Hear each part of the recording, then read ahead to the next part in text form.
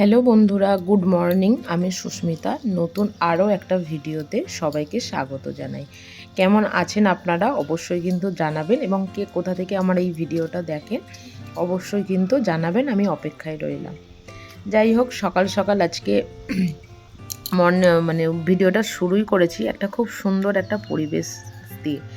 ভীষণ ভালো লাগে জানেন তো, যখন আমি এই জায়গাটা যাই, মানে চারিদিকে এত গাছপালা, এত সুন্দর পরিবেশ না, দেখলে সত্যি মনটা ভালো হয়ে যায়।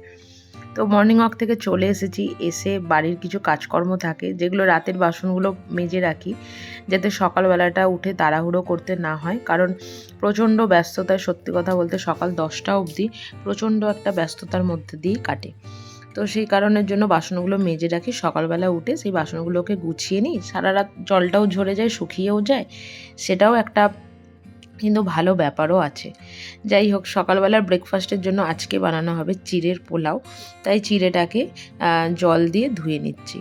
এখানে আসার পর থেকে আমাদের সকালবেলার ব্রেকফাস্টটা বেশিরভাগ দিন এই চিড়ের পোলাওটা হয়। কিন্তু আগে যখন থাকতাম বা বাড়িতে যখন থাকতাম, তখন তো আপনারা জানেনই যে সকালবেলা একটু মুড়ি তরকারি বা রুটি তরকারি বা যাই থাকতো না কেন সেটাই আমাদের খাওয়া হতো। কিন্তু হয় কি, বড়মশাই অফিস যায়, এবার দুপুরবেলাটা রোজই খেতে আসে, কিন্তু কোনো একটা দিন যদি না আসে না, তখন মনে হয় যে ওই মুড়ির তরকারি খেয়ে গেলে পেটে কতটুকু থাকবে বা কিছু, সেই কারণের জন্যই এই চিড়ের পোলাওটা বানানো। তো আজকে মানে গতকাল রাতেই আর কি আমাদের এক খুব কাছের বন্ধুই বলতে পারেন, তো ও গেছিলো বাড়ি। তো বাড়ি থেকে আমার জিনিসপত্র কিছু পাঠিয়ে দিয়েছে। তো হয় না, নিজের বাড়ি থেকে যখন জিনিসপত্র আসে মনটা খুশিতে একদম ভরে ওঠে, ঠিক সেই রকমই ব্যাপার। তো জানতাম যে ও আসবে, সেই কারণের জন্য বাজার থেকে দুটো নারকোল এনে রেখেছিলাম পিঠে বানাবো বলে। তো সকালবেলা বড়মশাইকে অফিস যাওয়ার আগে বললাম যে এই নারকোলগুলোকে একটু ভেঙে দিয়ে যাওয়ার জন্য। যখন ছোটোবেলায় বাবা দাদু এই নারকেলগুলোকে ফাটাতো না, তখন গিয়ে বসে থাকতাম ওই নারকেলের জলটা খাবো বলে। তো এখন সেই সময়ের সঙ্গে সঙ্গে আর সেগুলো আর ভালোও লাগে না। যাই হোক, বাড়ি থেকে এসেছে এই ব্যাগটা, অনেক কিছু জিনিস পাঠিয়েছে মা ভরে ভরে। তো সেগুলোকেই আমি বার করতে বসে পড়েছি। সেটা আর তস্য হচ্ছিল না যে কি দিয়েছে না দিয়েছে। হ্যাঁ, দু একটা জিনিস আমি অবশ্যই বলে দিয়েছিলাম যে আমার এটা এটা লাগবে বা কোনো কিছু। তো তার বাইরেও অনেক কিছু দিয়েছে, সেগুলোই বসে বসে এখন দেখছি কোনটা কি দিয়েছে, কোনটাতে কি আছে, কোনটা কতটা দিয়েছে, এরকম আর কি একটা ব্যাপার। তো মোটামুটি জিনিসপত্র সবই খোলা হয়ে গেছে। সেগুলোকে এবার টুকটুক করে কৌটোর মধ্যে ঢেলে রাখছি। কারণ এই বাড়িটা জানেন তো, পরিষ্কার পরিচ্ছন্ন হওয়া সত্ত্বেও না প্রচণ্ড পিঁপড়ে হয়। আর বাড়ি থেকে এসেছে এত মিষ্টি, আর তার সাথে ওই যে কেকটা দেখছেন, এই কেকটা আমারই এক বান্ধবী বলতে পারেন, ও কেক বানায়, ভালোবেসে আমার জন্য বানিয়ে পাঠিয়েছে। কেকটার টেস্ট কিন্তু ভীষণ সুন্দর। 25শে ডিসেম্বর কেক খেতে পারিনি তো কি হয়েছে। যাই হোক, বান্ধবী পাঠিয়েছে নতুন বছরের কেক, ভীষণ সুন্দর হয়েছে। সবথেকে বড় কথা হচ্ছে ভালোবেসে করে পাঠিয়েছে, সেটা তো আরও বেশি ভালো হবে, তাই না? যাই হোক, সেগুলো সব আনবক্সিং হয়ে গেছে। এবার সকাল থেকে উঠে মোটামুটি আমি কাজে লেগে পড়েছি আজকে পিঠে বানাবো বলে।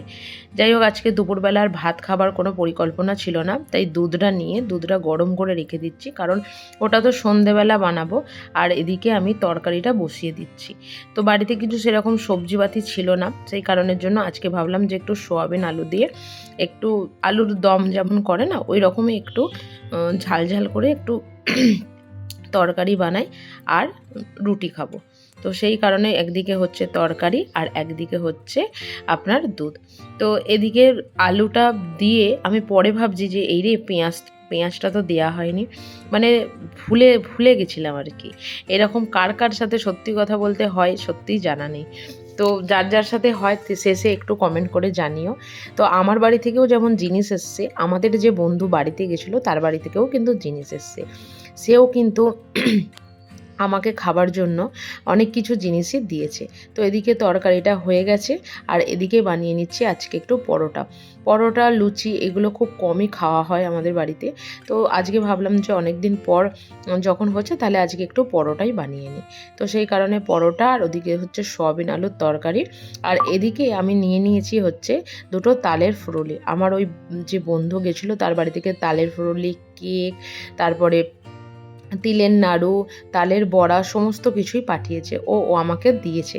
ভীষণ ভালো। যাই হোক, এতদিন পর তালের ফুরুলি পেয়ে সেই সুযোগ হাতছাড়া মোটেই করা যাবে না, এরকম আর কি একটা ব্যাপার। তো এদিকে আমি নারকেলগুলো ছুলে নিচ্ছি।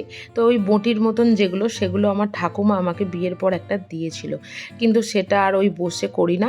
এটা একটা অনলাইন থেকে কিনে নিয়েছিলাম, যদিও এই জিনিসটারও বয়স হয়ে গেল আজকে প্রায় 1.5-2 বছর, কারণ বিয়ের পরপরই তো এটাকে কিনেছিলাম। ভীষণ ভালো একটা জিনিস, যারা মানে ইউজ করতে চাও তারা কিন্তু নিতে পারো। তো এদিকে আমি নারকেলটাকে দুপুরবেলাতেই আর কি একটু গুড় দিয়ে মানে এটাকে ছাই মেরে রেখে দিচ্ছি। তার কারণ হচ্ছে যে সন্ধেবেলা না একসাথে একা হাতে না এতটা কাজ হয় না, যতই দুটো লোকের জন্য হোক না কেন, এগুলো একটু ঝামেলাই থাকে, সেটা সবাই জানেন। কে কে আমার সাথে একমত অবশ্যই কিন্তু জানাবেন। যাই হোক, দুটো লোকের জন্য করছি, কিন্তু আমাদের ওই বন্ধু, আমরা যে বাড়িতে ভাড়া থাকি, সেই আঙ্কেল আন্টিকেও একটু দেবো বলে ঠিক করেছিলাম। সেই কারণের জন্য দুপুরবেলা একটু রেস্ট নিয়ে চালের গুঁড়ি এবং তার মধ্যে দিয়ে দিয়েছিলাম 1 চামচ মতন ময়দা, নুন দিয়ে ভালো করে এটাকে মেখে নিয়েছিলাম। ভালো করে মানে গুঁড়ি মাখাটা না সত্যি ভীষণ চাপের ব্যাপার, যে যদি ফেটে যায়, যদি ভালো করে মাখা না হয়, এরকম একটা ব্যাপার। কিন্তু আমি ঠান্ডা জল দিয়েই মাখি। তো বছরে যেহেতু ওই 1-2 বার পিঠে করা হয়, জানেন তো, প্রত্যেক বছরই ভুলে যাই যে কি জল দিয়ে ওটাকে মাখবো। তাই এবছরও মাকে জিজ্ঞাসা করেছি, মা ওটা কি জল দিয়ে মাখবো? যাই হোক, মা বললো ঠান্ডা জল দিয়েই মাখ, কারণ এগুলো তো হচ্ছে সেই কলে পেশা চালের গুঁড়ি, তো অসুবিধা কিছুই হবে না।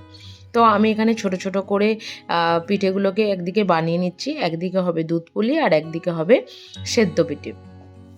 তো আস্তে আস্তে এগুলো করে যতক্ষণ করছি ততক্ষণ ওদিকে আমি দুধটাকে গরম করতে বসিয়ে দিয়েছি। তো চলুন পিঠেগুলোকে বানিয়ে নেওয়া যাক।